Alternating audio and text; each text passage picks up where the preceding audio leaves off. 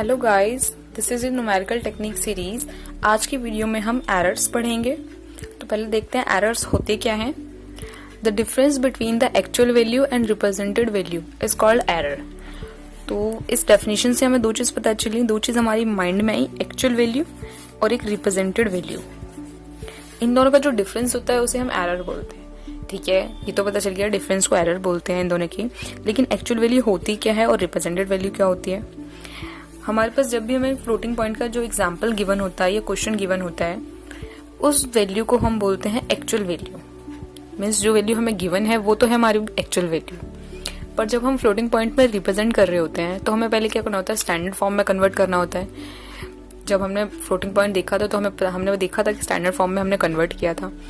तो जो standard form में जब हम कन्वर्ट कर देते हैं, उसके बाद फिर हम 8 बिट में रिप्रेजेंट करने जा रहे होते हैं उस वैल्यू को, तब उस वैल्यू को हम कहते हैं रिप्रेजेंटेड वैल्यू। ठीक है, उसमें हम आफ्टर चॉपिंग करते हैं, राउंडिंग करते हैं, जो भी हमें क्वेश्चन में बोला होता है चॉपिंग करनी है या राउंडिंग करनी है, उसकी हेल्प से हम उसे राउंड ऑफ या चॉप अप करके उसके बाद हम उस वैल्यू को रिप्रेजेंट करते हैं। तो जो रिप्रेजेंट वैल्यू, जो हम वैल्यू रिप्रेजेंट करने जा रहे होते हैं, उसको हम बोलते हैं रिप्रेजेंटेड वैल्यू। ठीक है, और एक्चुअल वैल्यू जो हमें एक्चुअल में गिवन होती है क्वेश्चन में। ठीक है, तो हम एक एग्जाम्पल देखते हैं। एग्जाम्पल क्या है, जैसे हमें ये क्वेश्चन गिवन है, ठीक है, ये हमें एक वैल्यू गिवन है फ्लोटिंग पॉइंट रिप्रेजेंट करने के लिए।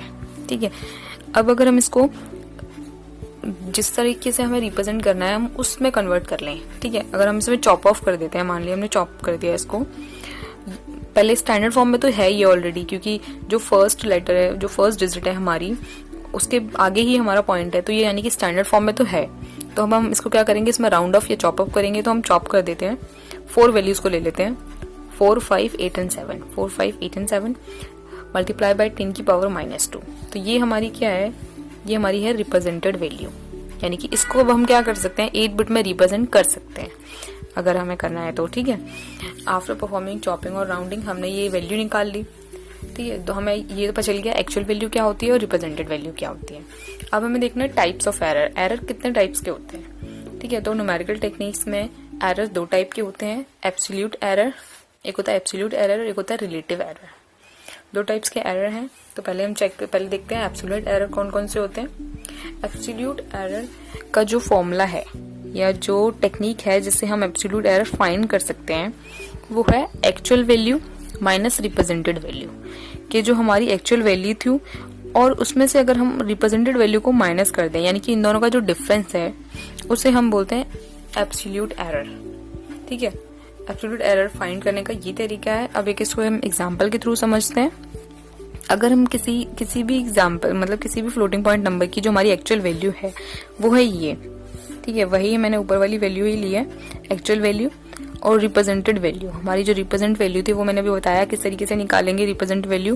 पहले हम देखेंगे स्टैंडर्ड फॉर्म में है या नहीं है। स्टैंडर्ड फॉर्म मीन्स जो फर्स्ट डिजिट है उसके आगे ही हमारा जो डेसिमल है वो है या नहीं, यहाँ पर है। ठीक है, और जो वैल्यू है वो 4 डिजिट में है, यानी कि मेंटीसा जो है हमारा 4 डिजिट में ही है, तो हम इसको चेंज करने की कोई जरूरत नहीं है। ये हो गई हमारी रिप्रेजेंटेड वैल्यू। ठीक है, रिप्रेजेंट वैल्यू हमने कर ली। आपको क्या करना है, एब्सोल्यूट एरर फाइंड करने का तरीका एक्चुअल माइनस रिप्रेजेंटेड। तो जो मेंटीसा की वैल्यू है वो तो सेम ही है। ठीक है, तो वो तो सेम रहेगी। जो ये जो मेंटीसा की वैल्यू है इसको हमें क्या करना है, आपस में माइनस कर देना है। तो उसको माइनस करेंगे जब हम 4, 5, 8, 7 माइनस 4, 5, 8, 7, तो इसको जब हम माइनस करेंगे तो हमारा आंसर आएगा -0.00006 मल्टीप्लाई बाय 10 की पावर -2। तो ये जो आंसर आया ये है हमारा एब्सोल्यूट एरर। इसको बोलते हैं हम एब्सोल्यूट एरर। ये एब्सोल्यूट एरर फाइंड करने का तरीका है। ठीक है, अब जो हम देखते हैं second relative error. Relative error कौन से होते हैं। पहली बात, रिलेटिव एरर जब भी फाइंड होगा जब हमारे पास एब्सोल्यूट एरर होगा। एब्सोल्यूट एरर की वैल्यू होगी तो ही हमारा रिलेटिव एरर फाइंड होगा, अदरवाइज फाइंड नहीं कर सकते हम। ठीक है, क्योंकि इसका जो फॉर्मूला है वही क्या बोलता है, एब्सोल्यूट एरर। हमारे पास पहले एब्सोल्यूट एरर होना चाहिए अपॉन में एक्चुअल वैल्यू जो हमारी क्वेश्चन में गिवन होती है, फ्लोटिंग पॉइंट नंबर में गिवन होती है वैल्यू, वो है वैल्यू। ठीक है, तो हमारा जो एब्सोल्यूट एरर है वो क्या आया था, -0.00006 मल्टीप्लाई बाय 10 की पावर -2। तो हम पहले इसको रखेंगे अपॉन में एक्चुअल वैल्यू। एक्चुअल वैल्यू क्या थी हमारी जो क्वेश्चन में गिवन थी, -0.45876 मल्टीप्लाई बाय 10 की पावर -2। ठीक है। तो एक्चुअल वैल्यू रखेंगे, इन दोनों को आपस में जब हम डिवाइड करेंगे तो हमारी वैल्यू आएगी 0.0001307 हम इसके सिर्फ 4 वैल्यूज को कंसिडर कर सकते हैं। अदरवाइज अगर मैं क्वेश्चन में कहा है 5 या 6 डिजिट को कंसिडर करना तो हम 5 या 6 डिजिट को कंसिडर करेंगे। तो इस तरीके से हमारा रिलेटिव एरर फाइंड होता है। तो आज हमने दोनों एरर्स पढ़ लिए, एक्चुअल एरर्स और रिलेटिव एरर्स, ठीक है। Thank you for watching the video. और अगर आप चाहते हैं कि इसके और एग्जाम्पल्स मैं अपलोड करूं तो प्लीज़ मुझे कमेंट सेक्शन में मेंशन कर दीजिएगा। Thank you.